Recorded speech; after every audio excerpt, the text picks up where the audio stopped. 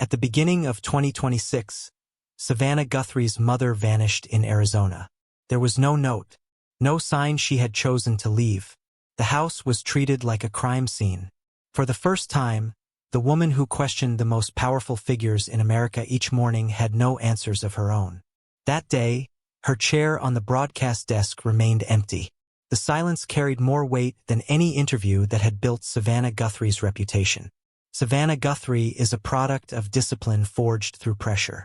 She is a rare figure in American media, both a journalist and a lawyer, someone who sets the pace of national mornings with controlled precision. Her rise did not come through instant popularity, but through credibility. She asked directly, asked accurately, and refused to yield. Behind the composed presence was a difficult road. Internal doubts when she stepped into the morning anchor role, political pressure tightening during a divided era, and the personal cost of choosing standards over approval. Then tragedy arrived. When the presenter becomes the subject of the news, every contrast in Savannah Guthrie's life becomes visible. Public authority meets private helplessness. Professional discipline collides with unstructured pain. The same traits that helped her stand firm during national crises now forced her to confront the most personal question of all. This story begins with a shocking disappearance and unfolds into a deeper look at the human being behind a voice that once seemed incapable of trembling. In late January 2026, Savannah Guthrie was in New York when unusual signals began emerging from Arizona. Her mother, Nancy Guthrie, 84 years old and living a quiet, predictable life, failed to appear at church on Sunday morning. For those who knew her, this was not a delay. It was an absence. Family members went immediately to her home in Catalina foothills. There were no signs of forced entry and no disturbance inside, but no one was there. Her phone remained inside the house. Her wallet was untouched. Her keys were still present. Most alarming, her daily medications were completely undisturbed. For an elderly woman with limited mobility, these details closed off the possibility that she had left voluntarily. A 911 call was placed around midday. Initially, the case was opened as a missing person report. Very quickly, however, the direction shifted. Investigators noted that the disappearance did not align with her habits, her physical condition, or any sign of preparation. The home was sealed. Forensic procedures began. The Pima County Homicide Unit became involved, followed by assistance from the Federal Bureau of Investigation. Searches using tracking dogs and drones were launched and then paused, replaced by a meticulous review of every object inside the home. Ordinary items became potential evidence. Authorities emphasized key points in brief statements. No indication of voluntary departure, limited mobility, essential medications left behind. Each confirmation narrowed the range of explanations, pushing the case beyond a routine disappearance. At the same time, Savannah Guthrie stepped away from the Today broadcast. There were no interviews and no extended explanations. A written statement was read by a colleague, expressing gratitude to law enforcement, requesting community assistance, and repeating a single sentence that echoed across headlines. Bring her home. No emotion, no elaboration, just a direct command, framed with the same clarity she had used throughout her career. From that moment, the roles reversed. The anchor, accustomed to asking questions, became the subject of them. Her movements, leaving the studio, traveling to Arizona, postponing professional commitments, unfolded without comment yet carried the weight of a turning point. Professional authority collided with personal helplessness. The certainty of the questioner met the fragility of waiting. Though the crisis appeared sudden, it struck a deeper chord rooted in Savannah Guthrie's early life. Loss and responsibility had shaped her long before she entered a television studio. She was born on December 27, 1971, in Melbourne, Australia, to an American family working abroad. Her father, Charles Edward Guthrie, was a mining engineer. Her mother, Nancy Guthrie, remained outside public life as a homemaker. Savannah's childhood was defined by movement rather than permanence. Relocating to the United States at a young age placed her in a constant state of adjustment. Stability was never assumed. The family included 3 children, and Savannah learned early how to hold her place quietly. Privacy was intentional.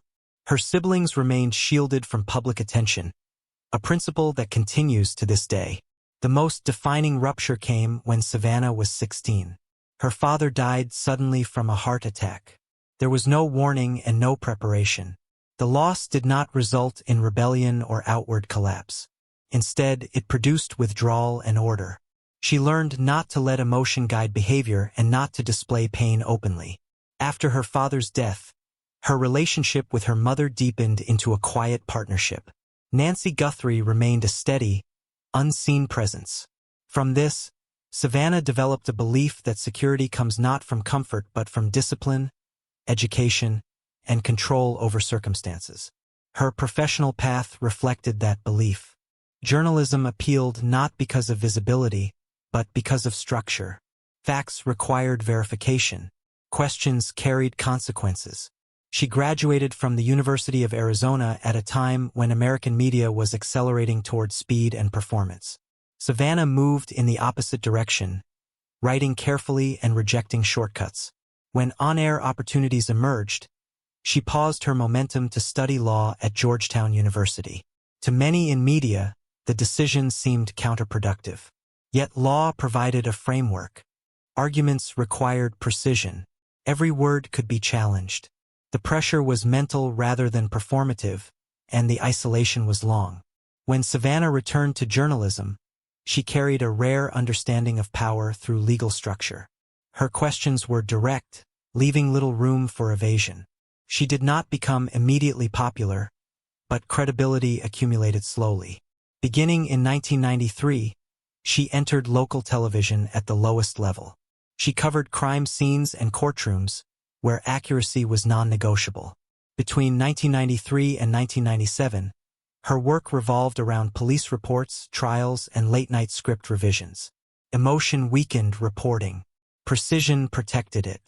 By the late 1990s, she was trusted with legally complex cases. She became known not for likability, but reliability. After completing her law degree, she returned as a legal correspondent, often challenging scripts and delaying broadcasts when facts were insufficient.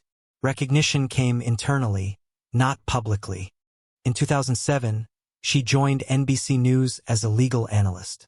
Her role expanded during elections, congressional hearings, and Supreme Court decisions. She did not narrate emotionally.